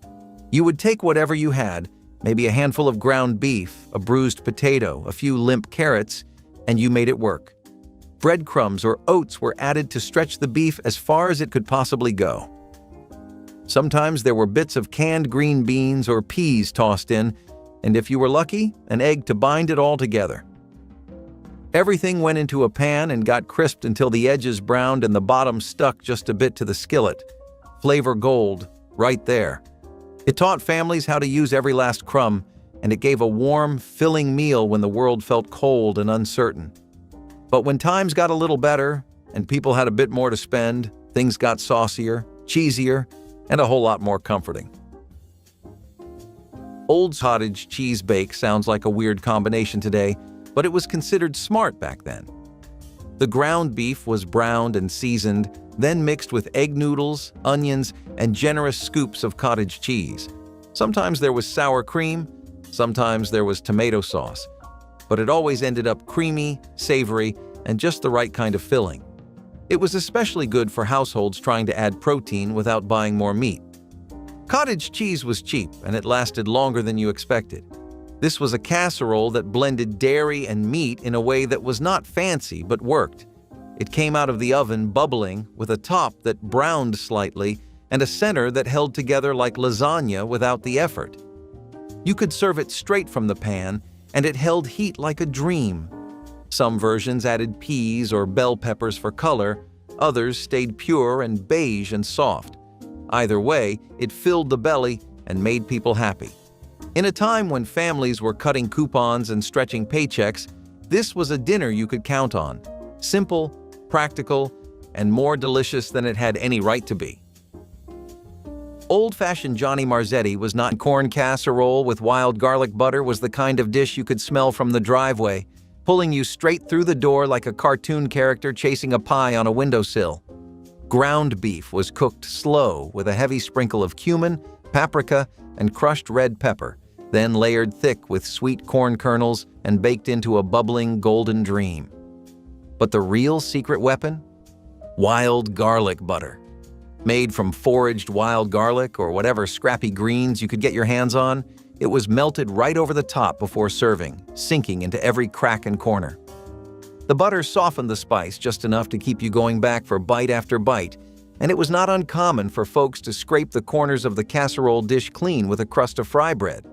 And if you thought a little wild garlic could change the game like that, just wait until you wrap your hands around a stew so smoky and rich it practically dragged the 1980s back into your kitchen. Cottage cheese loaf is a practical dish packed full of protein that was almost ideal for the lifestyle of the average American in the middle of the 20th century. It's not something you find anymore, but it was an ingenious way to stretch out your ground beef stock further while still making something delicious out of it. Plus, this is one of the few cases where you see what cheese can really do for a dish, besides just being a really nice topping. The moisture, texture, and nutritional value went up considerably thanks to the combination, and while it may seem pretty standard today, I mean, beef and cheese, really? It was actually something that was challenging norms back in the day. It made perfect sense when you placed it in the context of wartime rationing. Unlike a typical meatloaf, this used curds of cottage cheese to help keep the dish bonded together. It was a perfect meal for large families or people who were expecting more and more additions to theirs, and as you know, that was a lot of people back then. Beef empanadas. The ground beef filling was flavored with spices like cumin, paprika, and garlic, all tucked inside a flaky, golden crust. They are the ultimate in customizable comfort food. You can add olives, hard-boiled eggs, or even a spicy kick if that's your thing. The filling would be scooped into circles of dough, crimped shut, and baked or fried until crispy and warm. Empanadas are first cited to be from Portugal and Galicia, Spain. Empanada comes from empanar, which means to wrap or coat in bread in Spanish. The earliest mention of empanadas by name is in a 1520s cookbook in Catalan. The original empanadas resembled pies that were sliced into single pieces, but the basic concept has been the same ever since. In Argentinian history, the empanada was once known as the working man's meal because it contained a full meal that was easy to carry to work. However, empanadas have stayed pretty true to their roots. So long as you get a crispy and flaky pastry stuffed with hearty fillings, you have yourself a great example of this Latin American favorite. Green pepper skillet was the answer to every busy home cook's prayers. Sure, stuffed peppers looked nice on the plate, but hollowing them out, blanching them, and carefully baking each one? That took time and energy many folks just did not have. This recipe solved the problem by tossing everything into one skillet. You started by browning ground beef with onions and garlic, then added chopped green peppers. Not hollowed, not roasted, just chopped and ready to go. Then came the rice, tomato sauce, and seasoning. Some folks spiced it up with paprika or Italian herbs. Others added a splash of beef broth to help everything simmer together. As it cooked, the peppers softened and the rice soaked up all the juices, turning it into a one-pan meal that was rich, hearty, and every bit as flavorful as the classic version. It was the kind of dish that never let a busy night win. But if you liked your skillet meals even saucier and a little more old school, the next dish was like a warm handshake from your grandmother's recipe box. Mock-Swiss just a dish. It was a whole era in one casserole. Ground beef, elbow macaroni, tomato sauce, and shredded cheese came together to make a meal that never failed to deliver. It started in Ohio, where a restaurant gave it a name, but soon it was all over the Midwest, printed in cookbooks and passed between families. It was made in big metal pans, usually on Sundays or when relatives came over. You browned the beef, stirred in the cooked macaroni, added the sauce, canned or homemade, whatever was available, and topped the whole thing with cheese. Then you baked it until the top browned and bubbled. It was a dish that could sit on a counter for an hour and still be good. It fed a crowd, reheated like a dream, and always reminded you of some aunt or grandma who made it best. Johnny Marzetti was cheap, filling, and dependable. It was also quietly brilliant. With 1 pound of meat and a box of pasta, you had dinner for days. Some people added olives or mushrooms, others kept it plain. What mattered was that it showed up, and it always did. Smoked beef skewers were one of those dishes that proved you did not need 1,000 ingredients to create something unforgettable. Beef was marinated with just salt, pepper, and maybe a brush of honey if you were feeling wild, then threaded onto wooden sticks and slow roasted over cedar branches. The cedar smoke wrapped itself around the beef, sinking deep into every fiber, turning a simple skewer into a feast that could make even the grumpiest neighbor smile. You would find folks gathered around fire pits, laughing and trading stories while keeping an eye on their skewers, turning them every so often to get that perfect even char. There was something about the smell of cedar smoke that felt like a hug from nature itself, especially when it meant that dinner was almost ready. Kids would sneak bites straight off the sticks, adults would pile them high on plates, and nobody ever left hungry. And if you thought cedar smoke could work miracles on plain beef, wait until you see how mustard greens and ground beef teamed up for one of the most overlooked flavor combos in history. Ground beef, a part of mid-century home economics creativity. It was thanks to the advent of processed food becoming such a widespread thing. Bologna, Spam, and hot dogs were all incorporated into everyday meals in many different kinds of ways. This dish was something that involved thick rounds of bologna, and it was mixed with all sorts of different kinds of seasonings. People particularly loved what paprika and bay leaves could do for the dish. They thought it added a spicy kick to the first few bites that dissolved very nicely. Once the dish had established itself as a powerhouse of the 1950s, it was slowly starting to become something you would see in dorms, in homes, parties, and just something your teenagers would be messing around with. It helped that it was such a nice and affordable source of protein, and that Bo Logan was already becoming perceived as a burger substitute. Ground beef was still expensive thanks to all the rationing, and home cooks thought that if they couldn't get that regularly, they may as well get to repurposing. Up, Sloppy Joe's. If there's one ground beef dish that screams childhood, it's Sloppy Joe's. The magic started with browning the beef, then stirring in a tangy, slightly sweet sauce made of ketchup, mustard, and maybe a splash of Worcestershire sauce. Spooned onto a soft, squishy bun, the result was a messy masterpiece that made you glad napkins were invented. The concept of mixing meat, cheese, and bread is so simple that it shouldn't come as a surprise that it became an American favorite. The Sloppy Joe's history is a bit complex, though. Some say that the original Sloppy Joe came from a cafe in Sioux City, Iowa, where many years ago, in 1930, a cook named Joe added tomato sauce to his loose meat sandwiches. And voila, a new recipe was invented. Others say that the original sandwich was born at the iconic restaurant in Key West, Florida, Sloppy Joe's Bar. But wherever it originated from, the loose meat sandwiches are still very much a culinary tradition, especially in Iowa. Gravy over mashed potatoes was the kind of meal that made you feel like you were sitting in a booth at a roadside diner, even if you were just in your pajamas at the kitchen table. This was pure 1950s and 1960s comfort food, humble, hearty, and wonderfully filling. You started by browning ground beef with onions until it was sizzling and fragrant, then stirred in flour and beef broth to create a thick, savory gravy that clung to every bite. Some folks added a splash of milk or a pat of butter for extra richness. Either way, it worked. This dish was cheap, easy, and practically guaranteed to silence a hungry family. It was also endlessly adaptable. Peas, corn, even a fried egg on top if you were feeling bold. This was a meal that made leftovers feel like a blessing.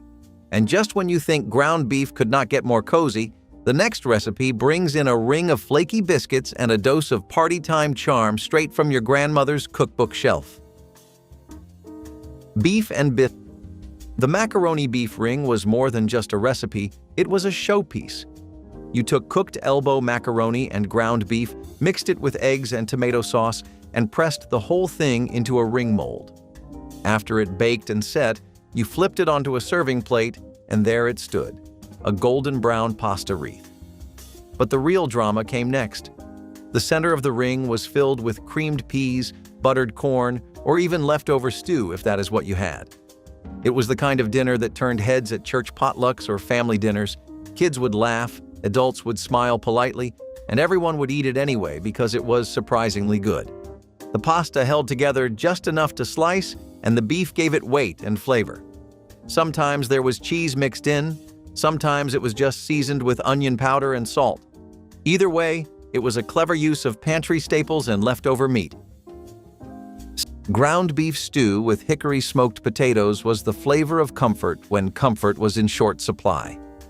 Ground beef was browned nice and slow, not rushed like today's microwave world, and then simmered with chunks of hickory smoked potatoes that tasted like they had been hanging out at a backyard barbecue all day long.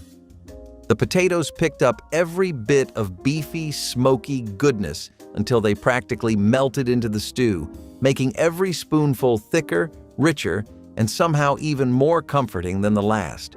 It was the kind of meal you made when you needed to fill every belly in the house without breaking the bank or spending the whole night hovering over the stove.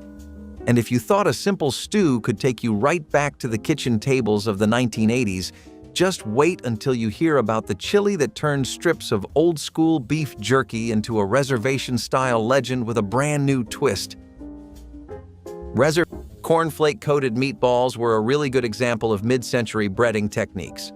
They were inspired by the rise of cereals as a cooking ingredient.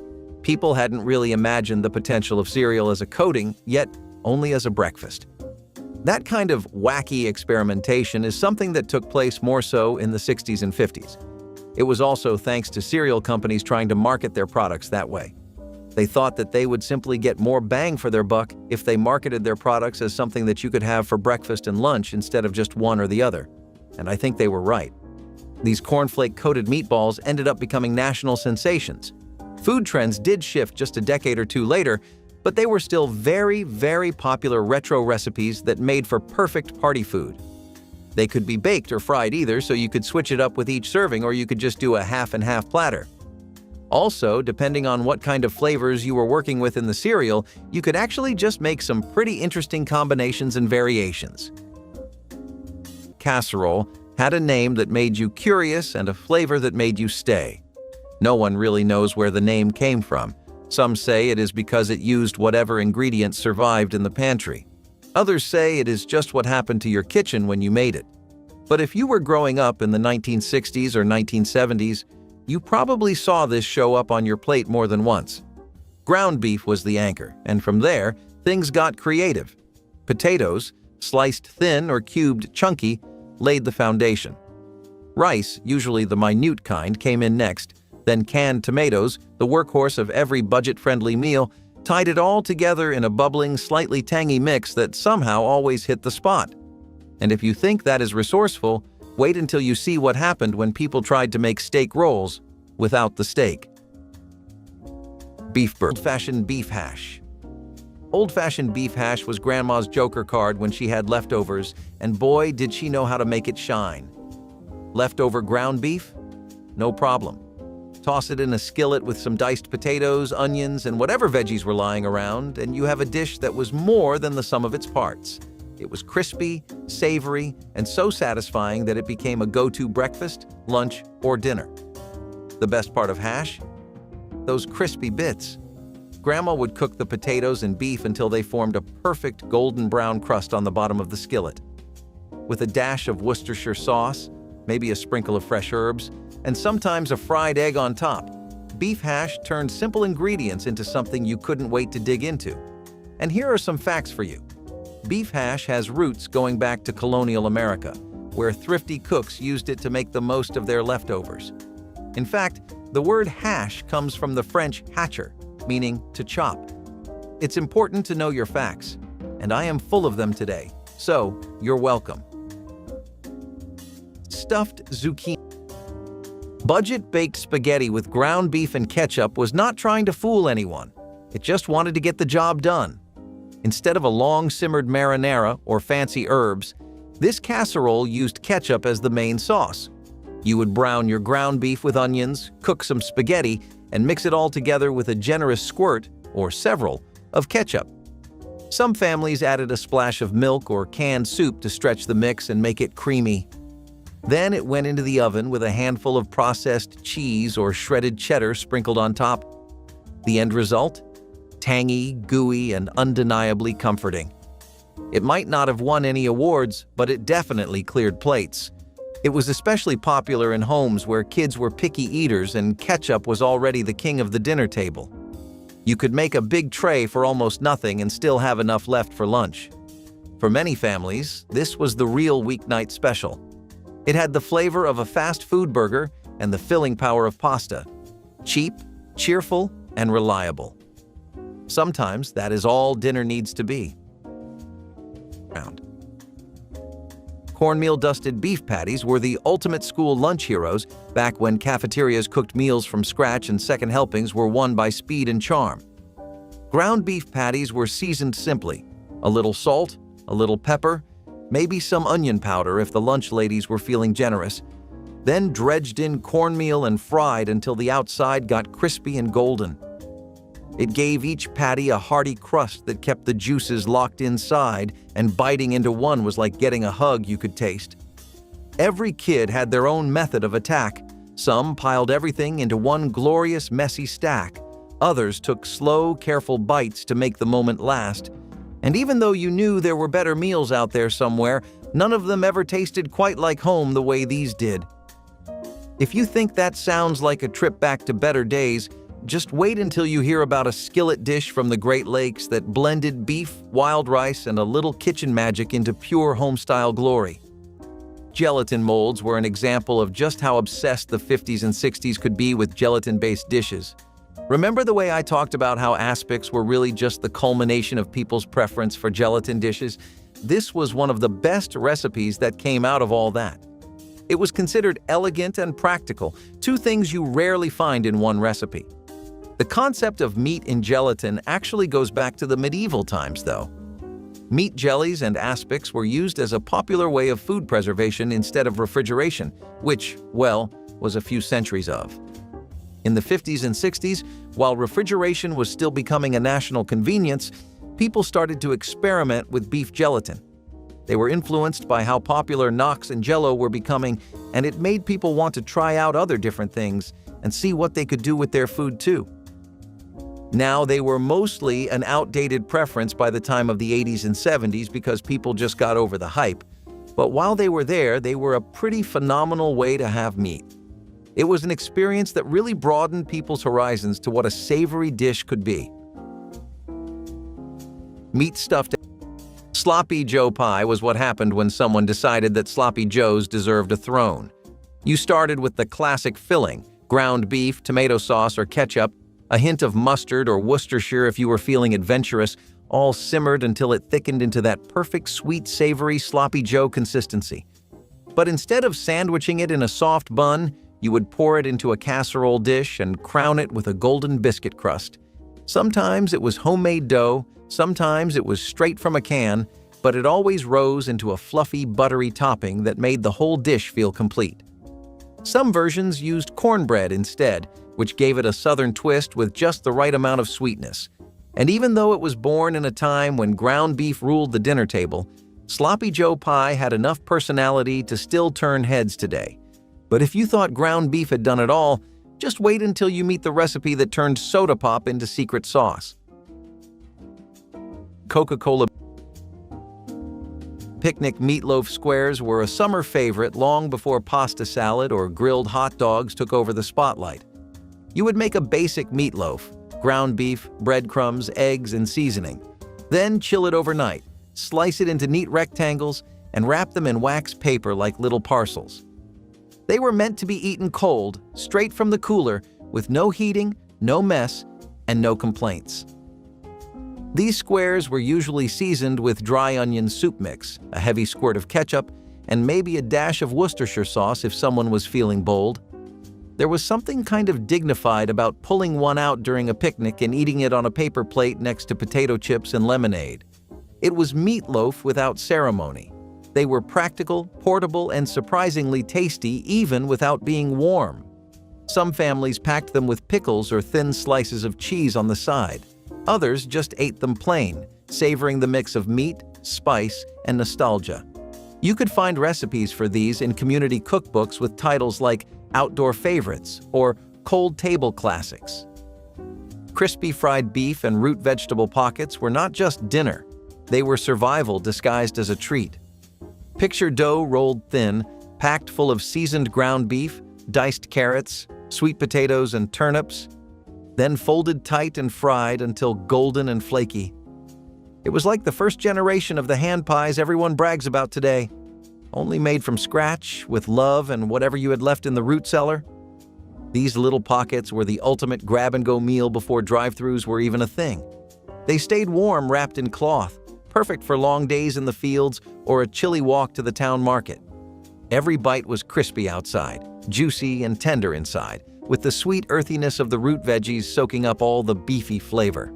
Families would make dozens at a time and stash them away for later, if they managed to last that long. Now, if you think stuffing beef and veggies into a crispy golden package sounds brilliant, wait until you hear about the Sunday classic that brought sage, beef, and cornbread together into something that tasted a whole lot like home. Fills you up. If you think about it, pickled beef balls were really just as old-fashioned. They were born out of a preservation technique that basically combined chopped beef with vinegar, salt, and some spices that were then cured in a briny liquid. This was done so that the meat would last a lot longer than it usually could, and it was likely something that came out of pickled meat traditions stemming from Europe. German Sauerfleisch and the Jewish dish pickled tongue have some pretty strong resemblance to this dish. The acidity of the vinegar would do more than just preserve the meat. It would also be wonderful at tenderizing the meat so that you could actually use cheaper cuts of meat. Most rural families could not afford premium cuts because of how expensive they were, but nobody really liked eating chewy, tough, rubber-like meat. These pickled beef balls were an easy solution, and one that you could make in a batch for a rainy day. Meat potato candy is a very strange dish.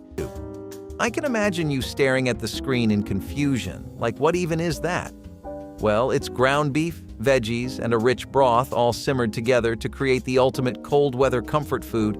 It was like having a burger and fries, except in liquid form, and you didn't have to fire up the grill. The secret to making it taste amazing was letting the ground beef soak up all those savory flavors from the broth, carrots, onions, and celery. And if you toss in a handful of barley or pasta, you could bulk it up, and a splash of tomato sauce or diced tomatoes add the perfect tangy kick. And let's be real, the leftovers tasted even better the next day. Hamburger soup was a thrifty way to stretch a pound of beef into multiple servings, perfect for feeding a crowd on a budget. Plus, it's infinitely customizable. Grandma probably tossed in whatever veggies she had on hand because she wasn't about wasting anything. Plus, we all know that veggies taste better once they are mixed with meat. Or dreamed up by a chef. It came from necessity, flavor, and the magic of one-pan cooking. This dish was a lifesaver in kitchens during the 1960s and 1970s, especially when money was tight but taste still mattered. It started in a skillet, like most good things do. Ground beef hit the pan, followed by chopped onions and bell peppers. As everything sizzled and softened, in went the tomatoes, sometimes fresh, sometimes canned, and a scoop of cooked rice. Chili powder or a few dashes of hot sauce gave it a warm Tex-Mex flair without pushing into full-on heat. It was hearty, filling, and endlessly flexible.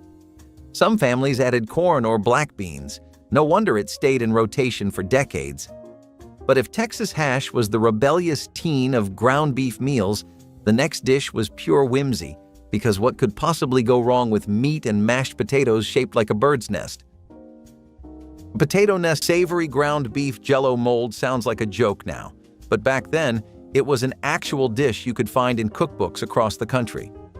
Picture this: ground beef cooked with celery and onions, mixed with tomato or beef-flavored gelatin, and poured into a mold to chill. It came out looking like a jelly-covered meatloaf, and yes, people served it with pride. The gelatin acted as a binder and preservative, letting the dish be prepared ahead of time and stored without refrigeration for longer than usual. It was a wartime or emergency pantry trick that somehow found its way into mainstream cooking in the 1960s. Housewives would slice it into wedges and serve it with saltines or a dollop of mayonnaise, believing it was elegant. It was not, but it was practical. Gelatin was cheap and available, and this dish used only one pan and required no baking. Whether it was a result of rationing, cold buffets, or sheer culinary curiosity, it definitely left an impression. Vintage iron skillet beef and sunflower seed hash was the kind of meal that was built to last, just like the old cast iron pans it was cooked in. Ground beef was browned until crispy on the edges, tossed with diced potatoes, onions, and handfuls of roasted sunflower seeds that added a nutty crunch you never knew you needed. It was the breakfast that kept farmers going until sunset and made kids think twice before saying they were still hungry. Skillet hash like this was not just convenient, it was genius. Everything cooked in one pan, nothing wasted, everything tasting like it had been kissed by the smoke and heat of a wood-burning stove. The sunflower seeds were the wild card, adding little bursts of flavor that turned an already great dish into something special. Some folks even tossed in a fried egg on top if they were feeling fancy. But even plain, it was a meal that tasted like hard work, fresh air, and good living. And if you think hash can fill you up and warm your soul, wait until you dive into a stew that turns ground beef and roasted pumpkin into the kind of harvest feast you will dream about. Cabbage and beef pudding is something that was considered a very hearty and old-fashioned dish that evolved from British and Eastern European meat puddings. Sweat, breadcrumbs, and grains were often used to bind the meat and vegetables together, so it makes sense that they took the same inspiration from there.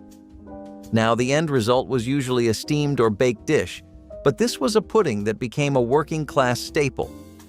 Cabbage was an ingredient that was really precious to the working class overall. It was one of the few things they could enjoy year-round. It was easy to store, did not spoil, and it could be used in sandwiches or gravies and puddings like this. Boiled cabbage leaves would be used as a wrapping for the beef, and it was actually a pretty nice little meal you could serve to the family. Of course, the kids would need a lot more convincing, because leafy greens aren't any kid's idea of a fun time, but it's not like they'd always say no. Over time, though, the country definitely started to say no a lot more frequently. This dish was seen as rustic, too much for the preference of the majority in America, but it's really refreshing and crunchy that's good once in a while. Beef cheeseburger casserole. Imagine your favorite cheeseburger, but without the bun and in casserole form. Grandma figured out that you could take all the elements of a cheeseburger: ground beef, cheese, ketchup, mustard, pickles, and even some noodles for good measure, and turn it into a dish that could feed the whole family. The result? Cheeseburger casserole, a cheesy, beefy bake that makes dinner time easy and delicious. The preparation is quite simple. Brown the beef with onions, mix in some secret sauce, usually ketchup and mustard, and then layer it with pasta or rice, all topped with melted cheddar. It was like the best part of a burger, except without all the fuss of grilling and assembling. Cheeseburger casserole is often called a retro dish because it became popular in the 1950s when casseroles were all the rage in American kitchens. It's still a favorite because of its simplicity and that comforting, familiar cheeseburger taste. While on the corn chip beef bake was born from the kind of pantry raid that happened in kitchens all across America in the 1970s. Imagine this. You have a pound of ground beef, a half bag of corn chips, a can of tomatoes, and that lonely packet of taco seasoning tucked away in the cupboard. What do? You make dinner magic. This casserole was unapologetically crunchy, cheesy, and bold. You browned the beef with onions and taco seasoning, then layered it with crushed Fritos, cheese, and tomatoes. Some folks threw in a can of kidney beans, others swore by adding sour cream on top right before serving. No matter how you spun it, this dish was like a Tex-Mex lasagna dreamed up during a grocery store strike. It baked into a bubbling golden masterpiece that was equal parts nacho, taco, and weeknight savior. Parents swore by it for potlucks, and just like that, a new casserole classic was born. But if you think that is inventive, wait until you see how cabbage and beef teamed up to stretch every dollar without missing a beat. Sweet sour ground beef with pineapple was not subtle, but that is what made it shine. It was a stovetop dish you cooked in one big skillet. Ground beef browned with onions, then simmered in a mixture of pineapple chunks, vinegar, ketchup, and brown sugar. It smelled like takeout. It tasted like a tropical potluck, and it felt like a vacation, even when dinner was just in your tiny kitchen with the window cracked open. The sweetness from the pineapple and sugar mixed with the tang of vinegar to give the beef a punchy, bold flavor that clung to every grain of rice. This was the kind of dish that made kids ask for seconds, even if they did not love onions or peppers. You could find it in cookbooks from the 1960s and 1970s, usually in a section called International Flair or Creative Ground Beef Dinners. It was experimental, but not in a bad way. This dish was about making something exciting with what you had. Canned pineapple, cheap beef, sugar from the pantry. That was it. Yet somehow it came together like magic. Dishes like this reminded people that food could be fun, even when times were not. Beef and prickly pear tostadas were the edible postcards of the desert. Colorful, a little prickly, and totally unforgettable. Ground beef was seasoned with smoky chilies, cumin, and a squeeze of fresh lime piled high onto crisp tostada shells and crowned with a tangy prickly pear salsa that brought the whole thing to life. If you have never had prickly pear before, it tastes like watermelon. And bubblegum had a baby, with just enough tartness to keep you on your toes. It cut through the rich, savory beef like a song you cannot get out of your head. This was the kind of dish that made people rethink what leftovers could do, stretching a little beef a long way while making it feel like a party on a plate. And if you think a little cactus fruit can transform a simple meal, just wait until you grab a tin cup and sit by the fire for a rugged ragu packed with pine nuts and campfire charm. Beef jambalaya bake took everything you loved about Louisiana comfort food and gave it a weeknight twist. Traditional jambalaya was made with shrimp or sausage, but when ground beef was what you had, you did not complain, you improvised. This casserole was warm, spicy, and overflowing with flavor. You would start by browning the beef in a skillet with onions, bell peppers, and celery, the Cajun holy trinity. Toss in some garlic, tomato paste, and a good shake of paprika or cayenne pepper, and suddenly, the whole house smelled like dinner was about to get exciting. Then came the rice, which cooked in the pan with beef broth or tomato juice until everything swelled and soaked up the seasoning. Some families added beans or corn. Others threw cheese on top and baked it for an extra kick. It was the kind of dish that got passed around the table fast and left nothing behind but crumbs. And if you think baking jambalaya was clever, just wait until you see what happens when you stuff a hamburger inside an onion. No bun required. Which ground beef recipe from the past belongs back on your dinner table? Drop it in the comments, hit like, and subscribe for more forgotten flavors from African American culinary traditions.